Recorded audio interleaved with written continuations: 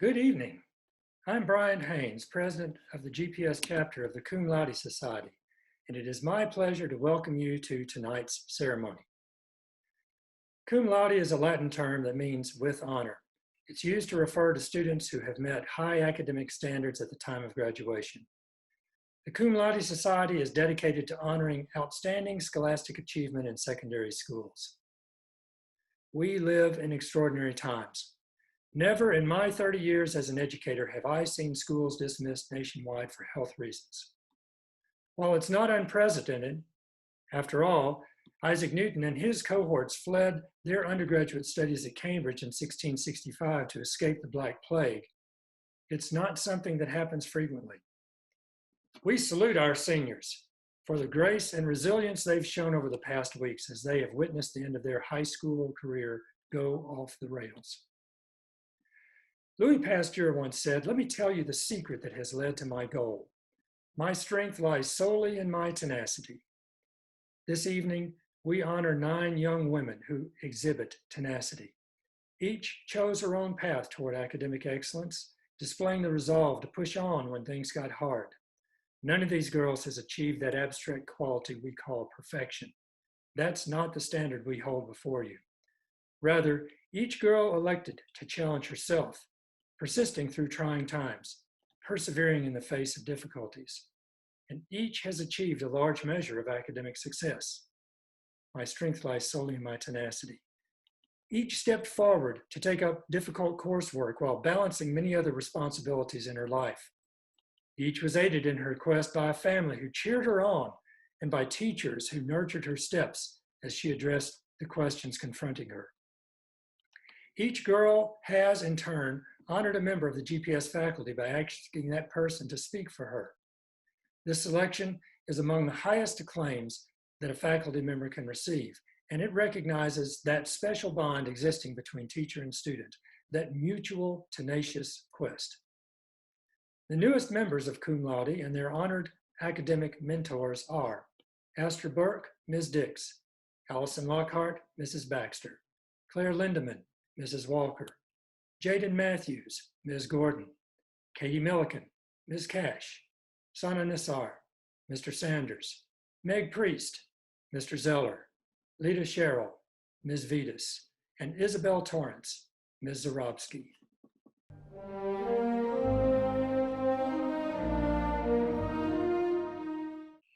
It is my honor and privilege today to introduce Astra Burke. I hope that Astra will appreciate my quoting David Lynch, our favorite director, who has written about the treasury inside each person of consciousness, intelligence, creativity, love, happiness, energy, and peace, unbounded, eternal totality. It is the rare and remarkable person who has access to that unbounded totality within. I believe that Astra is one such person. Astra approaches the abstract and the surreal with the same ease with which she appreciates the straightforward. She recognizes that there are complexities and subtleties found within the simplest of problems and clarities to be found within the most abstract. Her TED-Ed talk this year, for example, was a beautifully grounded and accessible application of color theory to explore the intangible ways in which film affects our emotions and perceptions. It was not surprising that a profoundly creative person like Astra chose to examine the media of film in that arena. Creativity is more than a skill that Astra has. It's the language that she communicates in. An incomplete list of the creative means Astra has at her disposal includes writing, coding, painting, building, and drawing, each of which she rarely uses in isolation. She is the type of student who will develop and simulate conditions of an imagined planet in which to grow tardigrades for a science project. Every task, assignment, or interaction is an opportunity for her to push boundaries, make discoveries, and build something new. Frequently, the things she creates are things to share or give to others. In addition to being intellectually gifted, Astra is also supremely kind, caring, and generous of spirit. Her friends all consider themselves to be extremely lucky to be the recipients of her focused, attentive affection, which she often shares through gifts of artwork or films she has made with them in mind. The film she made to honor her friend group this Christmas was something they will have to cherish and laugh about forever. Making sure that everyone she cares about feels loved, included, and seen is more important to Astra than any grade or academic achievement. With the tools she has at her disposal, there is nothing that I can conceive of that I don't believe that Astra can accomplish if she desires to. Her determination will ensure that she remains tenacious and committed to the process of doing excellent work to achieve her goals. Her creativity will provide her with the flexibility she needs to build what she envisions. Her empathy and compassion will mean that she leaves every experience having improved the lives and opened the hearts of those she encounters. Her sense of humor means that she will never cease to appreciate the absurd when she encounters it. It is a wonderful thing to encounter a young person with access to the treasury of values and talents that Astra has, and even more of a blessing to see one person take such unique advantage of every one of her gifts. Astra, on behalf of all of us here today, thank you for all that you have contributed to our lives and communities, and welcome to Cum Laude.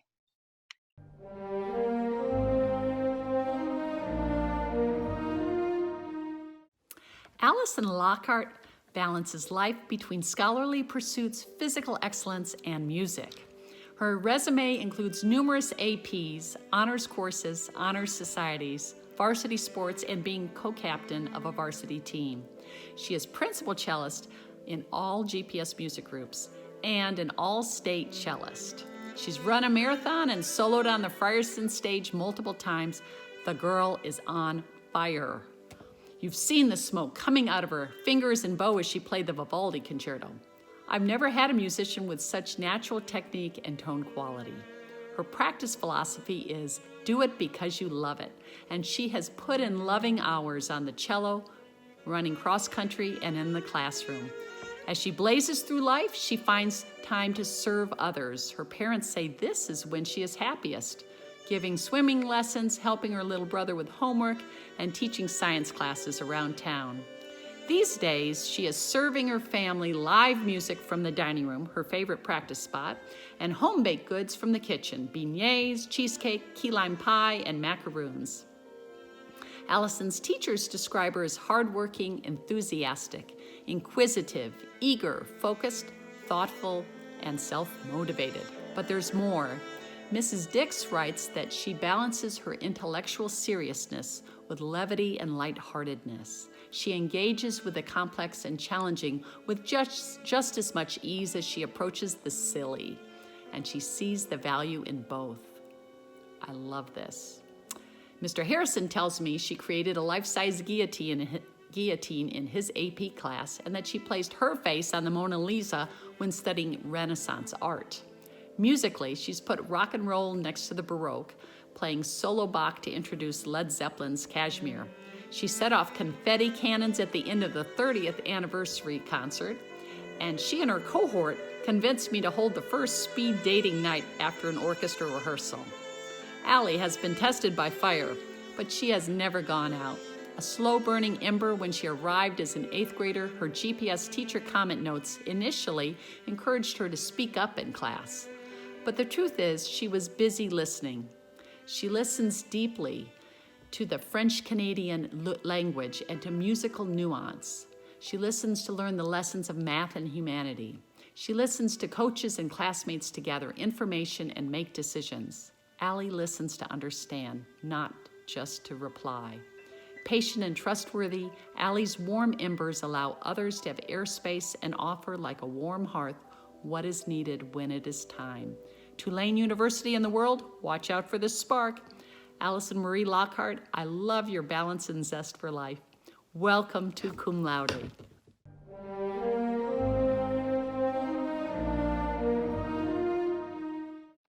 What makes Cum Laude such an honor is that it is not just an award to be placed on a shelf.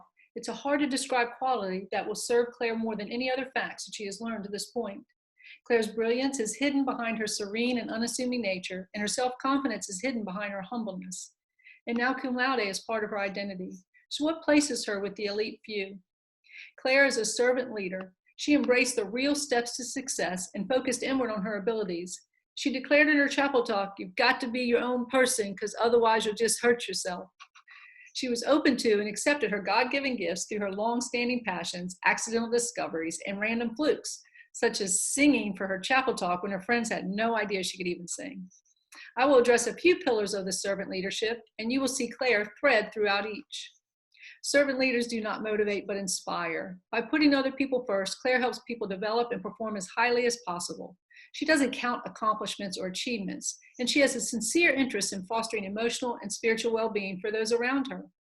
Her friends can attest that she gets more excited for you than you do when you share good news or reveal your latest triumph, and she does so with pure joy. Her emotional intelligence allows her to evaluate the emotions of others as well as her own, and as a result, she understands herself, her behaviors, intentions, and responses. This allows her to give more of herself when it comes to relationships, and in turn and unknowingly, it builds her self-esteem and confidence. She adds laughter and levity to every class. How many of you have finished the scribbling that she has placed on your working document during class time? A servant leader is a person of character. They are moral, ethical, and humbly put others before themselves. Their purpose is to lead successfully so that others may follow. This describes your chosen pick president. Claire inspires an exceptional level of trust and faith. Instead of being about perfection or boastfulness, her success is about making a difference in other people's lives. Her internal confidence and her comfort level with who she is are admirable. She was recently selected as the senior speaker at her church. A servant leader has the gift of persuasion and conceptualization. Claire is able to inspire her followers that her vision will not only benefit them as a group, but the external environment as well. She looks for the betterment of others, and she is always the first to enter that hard and uncomfortable place in order to do so. When she leads singing at her church, she stands to the side, wanting attention to go elsewhere. She thinks beyond the current goal because she always sees the big picture. She has the mind and spirit that welcome the unexpected with interest, with flexibility, and with an unrelenting curiosity. She is a systems thinker. Claire, what a gift you've given this community. The best in you, a sign of the best in us, purposeful, thoughtful, and humble. Your temperament is the well-wrought text that tells us more than any lesson. We become the people that we see, and I treasure greatly the good that you have left behind. Keep up your spirit, keep up your faith. The world is counting on people like you. There will be plenty of signposts directing you to make money and climb the ladder, but there will be few signposts reminding you to remain a servant leader. Take care of yourself along the way, reach out to others, pause to wonder, and connect to that place in you from which everything is possible. So remember, you've got to be your own person because otherwise you'll just hurt yourself. Claire Barge Lindeman, welcome to Cum Laude.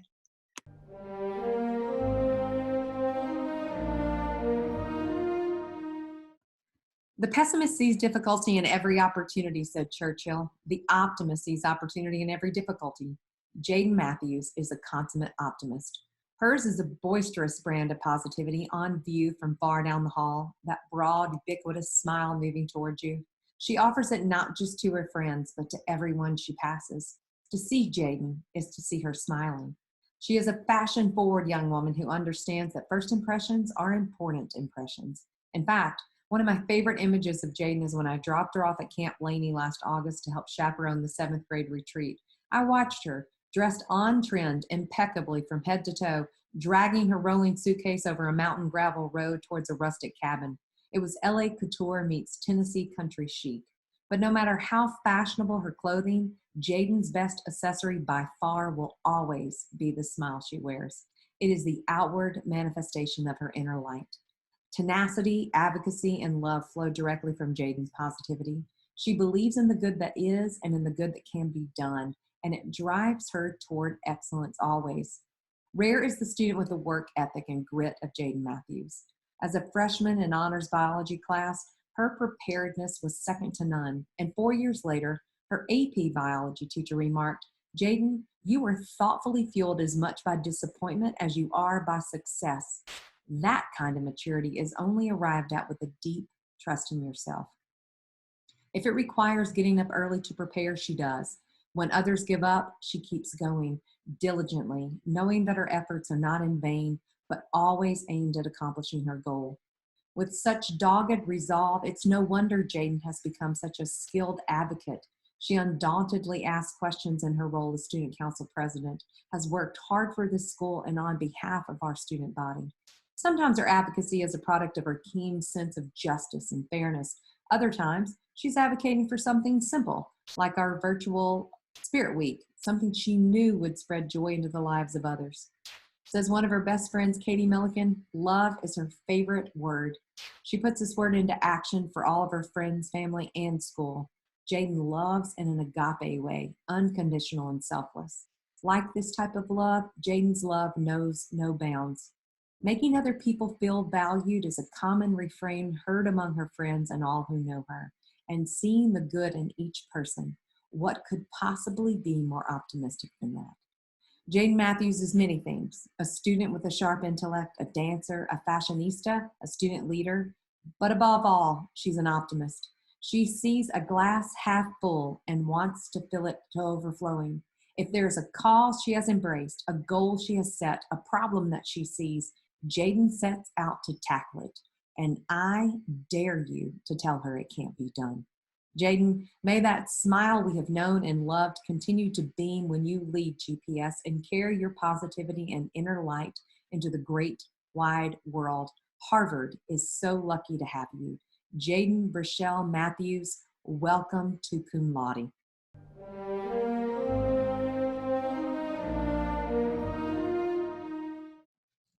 Today, it is my joy and privilege to shine the spotlight on a girl who never wants it, Katie Millican.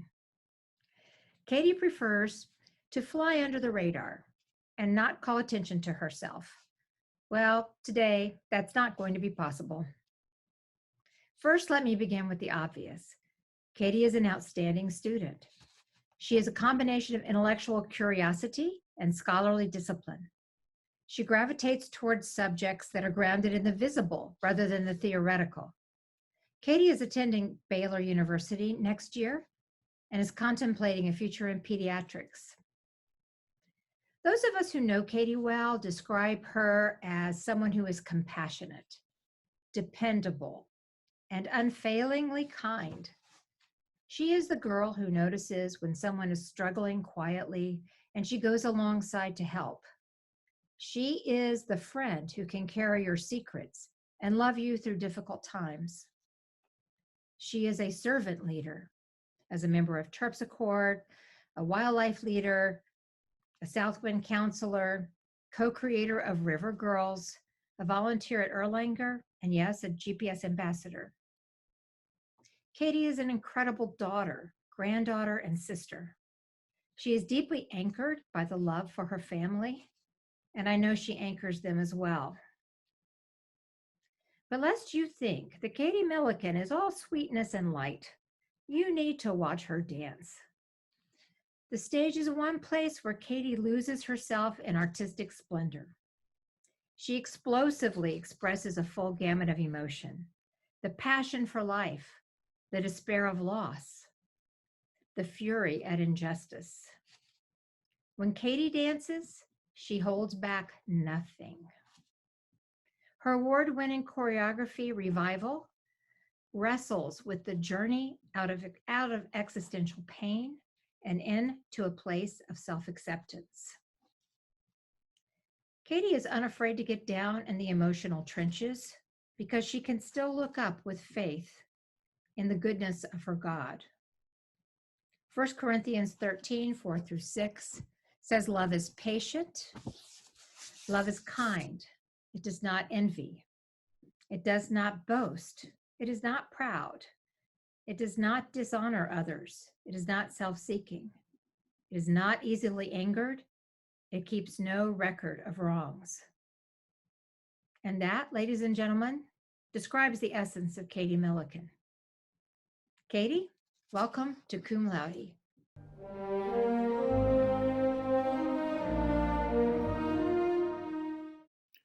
Stunna Nisar enters a room with an air of quiet, almost Zen-like calm.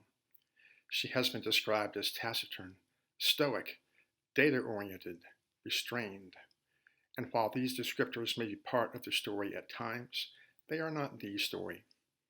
Ms. Piper counters that people who know Sana better would call her an intellectual and moral force for good.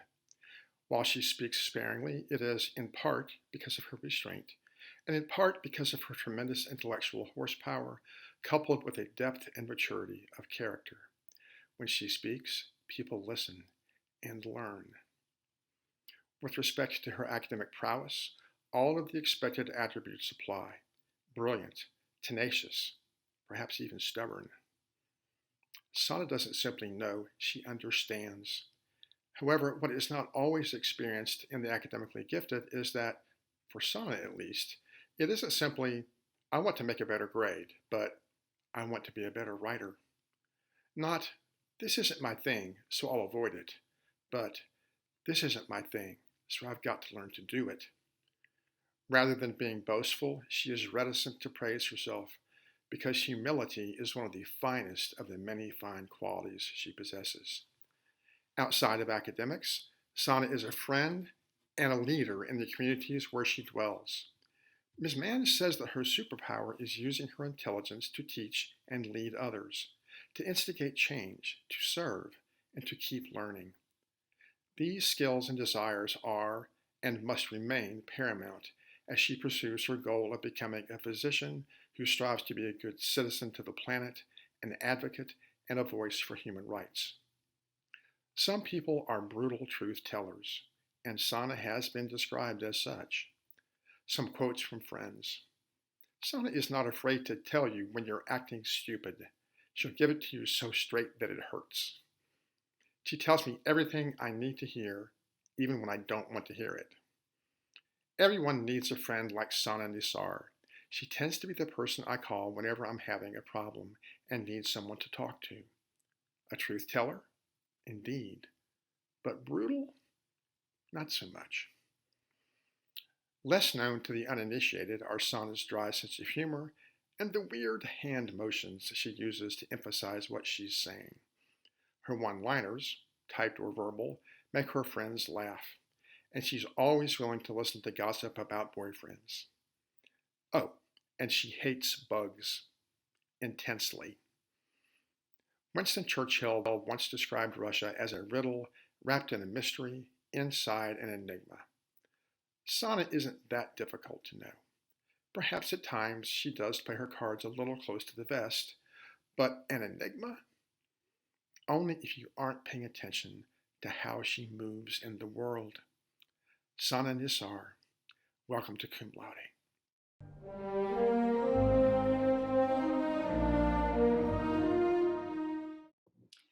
As a father, educator, and coach, I often reflect on my various responsibilities coupled with the opportunities that I have to work with our youth. Having been in these various roles for a few decades now, I'm fortunate to work with a lot of successful students.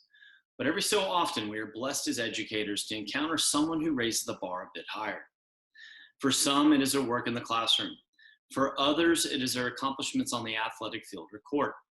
But for the few that surpass the majority, they find a way to master all that they encounter. Today, I am honored to speak on behalf of Meg Priest. This young woman epitomizes the statement student athlete because of her balance of education and sports. But beyond this scope of her achievements, she is a person of utmost character, even in the face of adversity. A talented and successful soccer player who was offered a Division I scholarship during her sophomore year, Meg is also someone others look to for mentorship and leadership. Moreover, this competitive player represents a person of grace, faith, and compassion, even in moments when others may lose focus. A few years back, and in the midst of a state playoff game, this tenacious player put the goal of winning a state championship aside in order to take care of an injured opponent. While many would consider the competitive edge of an opponent being down, for Meg, it is always paramount to do what is right and just. For those of you who aspire to emulate the characteristics mentioned before, please know that this is not easy. Yes, Meg is blessed with some of the God-given abilities making her the smart elite we see before us, but know that one must sacrifice and put in the hard work in order to achieve such high levels of success.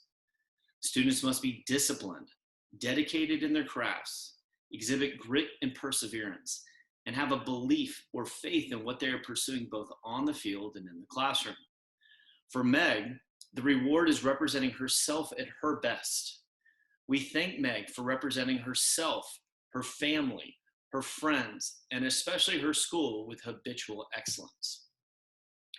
Robert J. Kibbe once said, The quality of a university is measured more by the kind of student it turns out than the kind it takes in.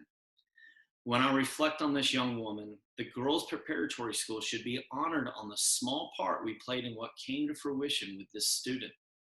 In fact, to be more concise, Meg Priest represents the essence of the ideals embodied with the portrait of the GPS graduate.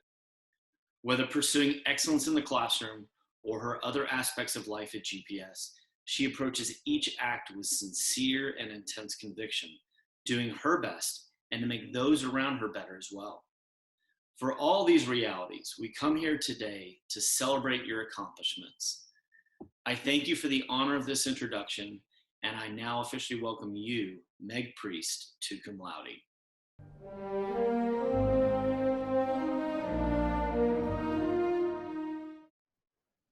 It would be easy to spend 3 minutes talking about what an incredible student Leightta is, about her near perfect GPA, or the fact that every class she is taking this year is an AP course. But for a girl to be inducted into Cum Laude, these things are somewhat of a given. Although Leightta's intellect, work ethic, and dedication as a student are impressive, they are not what impresses me most about her. Instead, it is her character, compassion, and courage, which I find most impressive and worthy of emulation. I have had the privilege of getting to know Leightta through her service on the Honor Council this year. Leightta has all that it takes to serve well in this role, the highest levels of maturity and wisdom, sensitivity and compassion, discretion and trustworthiness. While serving on the council, Leightta has modeled empathetic listening, the ability to ask questions rather than make assumptions, and the inclination to always believe the best in someone. Beyond academics and the Honor Council, it has been a joy to watch Leightta come alive and thrive in other areas that she is passionate about and gifted in. Watching her on stage in Romeo and Juliet, or seeing her direct her 10-minute play, revealed Leightta's creative, artistic side, where many of us would find ourselves uncomfortable, intimidated, or paralyzed by the fear of what others might think of us. Leightta is markedly confident and unafraid. Not only can she impress on the stage when performing, but Leightta can also take the stage seriously. She can speak honestly and from the heart about real events in the real world and in her own life, which perhaps requires even more courage than acting out another's fictitious life. Of all the chapel talks this year, Leightta's is one that stands out in my mind for its earnestness, honesty, and wholeheartedness. Similarly, Leightta's impactful TED Ed talk this year was delivered from a place of trusting vulnerability and unmatched courage. Leightta, from Toby to Jack and everything in between, you have weathered more familial storms and faced more personal tragedies than anyone your age should ever have to. Yet, incredibly, you have chosen to let the suffering and trials in your life serve as a crucible for growth. You have chosen to ensure that these events birthed in you empathy and compassion rather than bitterness or anger. You have chosen the courage to use your voice and speak when it would be easier to remain silent. You have chosen hope and a conviction to be a part of righting the wrongs you see in the world around you, rather than letting them leave you hopeless or defeated. You shared in your chapel talk that you view it as both your purpose and your duty to promote human dignity and to dedicate your life to making the world a more equitable place for all. I have no doubt in my mind that you are fully capable of doing just that, and I exhort you to settle for absolutely nothing less. You have an incredible ability to love people right where they are, just as they are. You don't wait until someone has it together to count them worthy of your care and love. It is this unconditional compassion, combined with your incredible intellect, that will enable you to truly impact the world. As you head off to Boston and beyond, I hope that you never lose your uncompromising sense of conviction, your deep compassion for others, and your courageous spirit that will always, without fail or exception, choose the right thing over the easy thing. So with that, it is my joy to welcome you, Leightta Emily Sherrill, into Cum Laude.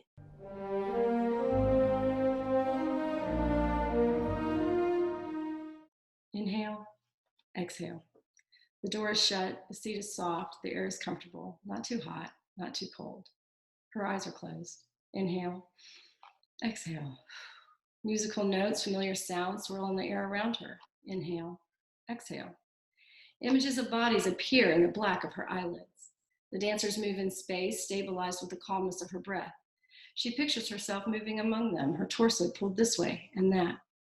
Her legs feel the deep bend and the strong lunges as if she were on stage this second, dancing in the movement that would save her. She inserts a new movement idea into an already existing phrase. No, that won't work. What if it can go at the end of another phrase? Yes, that makes more sense. Inhale, exhale. She opens her eyes and takes in the world around her, the world outside the front windshield of her car. The front windshield of her car? Yes, you heard that right. Isabelle and I share a commonality I'm not sure even she knows about. We both choreograph in our cars. I started car choreography because I was out of time in the studio. Isabelle began as a therapeutic way back to driving. She needed to sit in solitude, surrounded by the music, let the idea of movement bring her to a fearless place where she could feel in control, a place where she could safely reflect on a scary event. In that car while choreographing, she found a new confidence in herself, a strength that was buried deep and that she would need for her future. The product of that need was a piece called Barriers, which she set on harpsichord. The piece would go on to win first place at the TAD festival. It wouldn't be the last time she used a personal experience to produce a brilliant piece of choreography. It wouldn't be the last time that Isabelle connected with her audience in a personal and meaningful way. Isabelle exceeds expectations. She is a motivated scholar, deliberate planner, skilled collaborator, and a strong communicator. She is a deep thinker and a diplomatic leader. She is a listener. She thrives in group settings, but acknowledges when she needs alone time to recharge. Isabelle is funny and loves to laugh. When Isabelle laughs, it takes over her whole body, and you can't help but laugh with her, even if you don't know what she's laughing about. The kind that makes you wish you were that happy. As she advised us all earlier this year, every now and then stop in your pursuit of happiness and let yourself enjoy the moment. She does that. She lives what she preaches. In her classwork and as a leader, Isabelle chooses to find happiness and perseveres through hardships because she knows she will go from working in an uncomfortable space and grow. Isabelle loves to dig deep. She does so in her movement vocabulary, her academic endeavors, and in her relationships. She is becoming the expert on how to hold on and let go all at the same time. Now it's time for us to do the same. Hold on, but let go.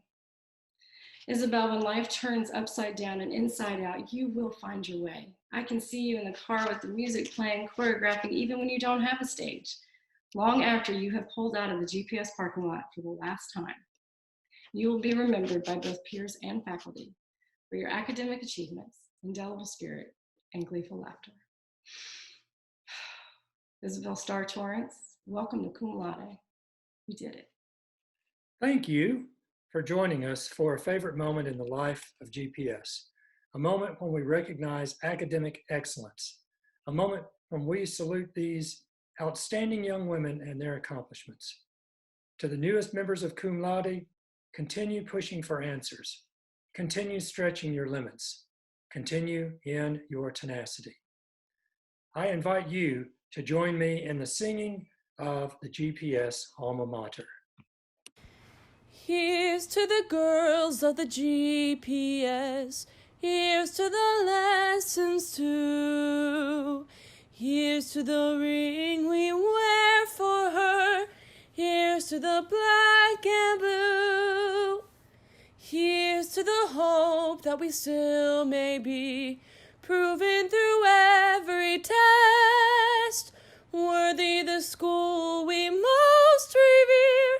Here's to the GPS.